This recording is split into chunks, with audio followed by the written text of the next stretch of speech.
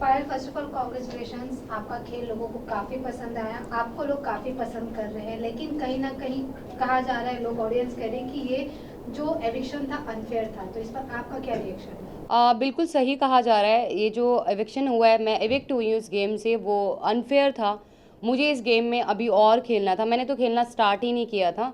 और मैं अगर निकली हूँ इस घर से तो वोटिंग की वजह से नहीं निकली हूँ। मुझे पूरा सपोर्ट मिला है जनता का, पर जो अंदर घर वाले थे, घर वालों की वजह से जो है मुझे इस गेम से आउट होना पड़ा, निकलना पड़ा। तो ऐसे कौन से घर वाले लग रहे थे आपको कि जिन्होंने कहा कि आपको निकलना चाहिए, जिन्होंने आपको सपोर्ट नहीं किया? जी, सबसे पहले दीपक जी, क्योंकि उन्होंने मुझे नॉमिनेशन की उसमें डाला था, और दूसरा नेजी भाई।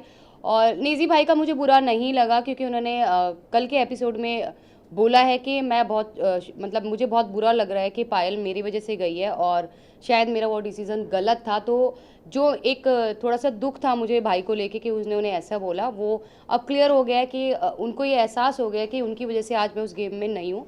पर दीपक जी के लिए मुझे बिल्कुल भी सरप्राइज़ नहीं हुआ, क्योंकि वो ऑलरेडी अपने दिमाग में ये चीज़ बिठा के बैठे थे कि ये 3 लोग एक ही घर से आए हैं और इनके 3 वोट एक साथ हैं, ये मिलके खेलेंगे। उन्होंने हमें इंडिविजुअल देखा ही नहीं, और वो चाहते ही नहीं कि हम इंडिविजुअल इस गेम में रह के खेल सकें।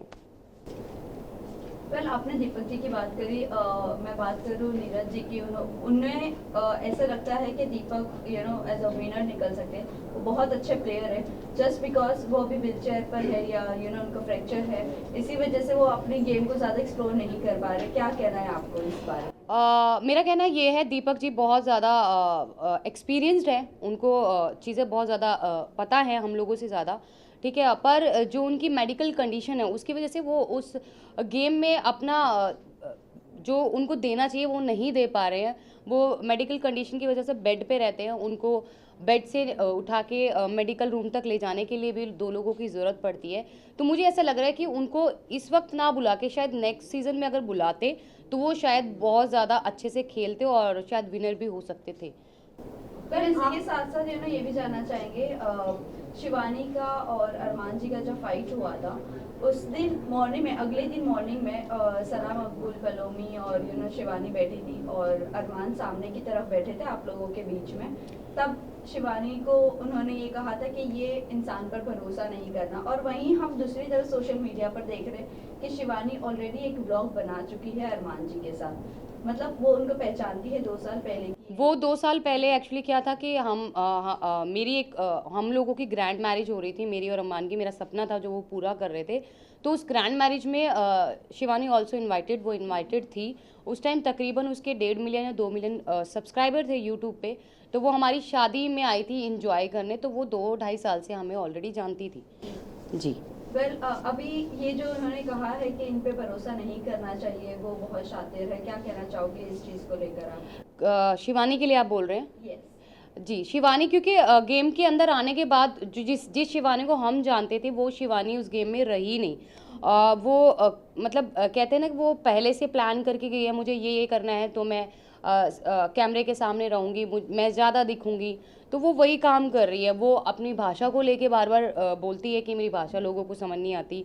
दूसरा, वो लोगों के सामने ऐसा प्रेटेंड करती है कि वो बच्ची है, वो छोटी है, पर ऐसा कुछ नहीं है, वो छोटी नहीं है गाइज़। वो अपने घर को खुद चलाती है, और कोई भी छोटा बच्चा बिग बॉस शो में नहीं खेलने आता है। कोई समझदार ही बिग बॉस ऐसे कंटेस्टेंट लेके आता है जो गेम को खेल सकता है, और खेलने की कैपेसिटी रखता है, और जीतने की भी रखता है। तो वो बच्ची नहीं है। दूसरा, उसकी हार्श बात करने का तरीका, वो अपने से बड़े की रिस्पेक्ट नहीं कर रही है। जैसे कि उसने रणवीर जी से बदतमीज़ी की, अरमान जी से करी बदतमीज़ी, मेरे से और क्योंकि हम ऑलमोस्ट हम सभी उससे बड़े हैं। अगर वो 22 साल की है तो आई वॉज 32 ईयर्स, मैं 32 साल की हूँ, तकरीबन 10 साल उससे बड़ी हूँ। तो उसने सबके साथ जो है बहुत रूड तरीके से बात करी, और किसी को भी अच्छे से बात नहीं करती है वो। वेल कई लोगों का ये भी कहना है कि हमें दूसरी मनीषा रानी नहीं चाहिए, एक ही काफ़ी थी। तो आपको लगता है वो मनीषा रानी बनने की कोशिश कर रही है और दिल जीतने की कोशिश कर रही है लोगों को? पर जो मनीषा रानी ने जो खेला और उसने अपने आप को दिखाया है बिग बॉस में, वो एक पॉजिटिव वे से, उसकी सिर्फ लैंग्वेज सेम थी पर वो बिल्कुल भी अपनी शिवानी जैसी बिल्कुल भी नहीं थी। उसका नेचर बहुत ही अच्छा है और शिवानी जो है लोगों को डोमिनेट कर रही है। वो जिस तरीके से चिल्ला चिल्ला के बोलती है अपनी बात आगे रखने के लिए, वो चिल्लाती है लोगों के सामने, बदतमीजी करती है।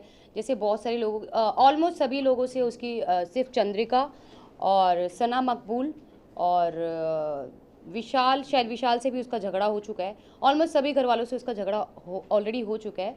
तो मनीषा ऐसी नहीं थी। मनीषा बहुत अच्छा पोलाइटली सबके साथ थी और बहुत अच्छा रिलेशन बना के गई सबके साथ। वेल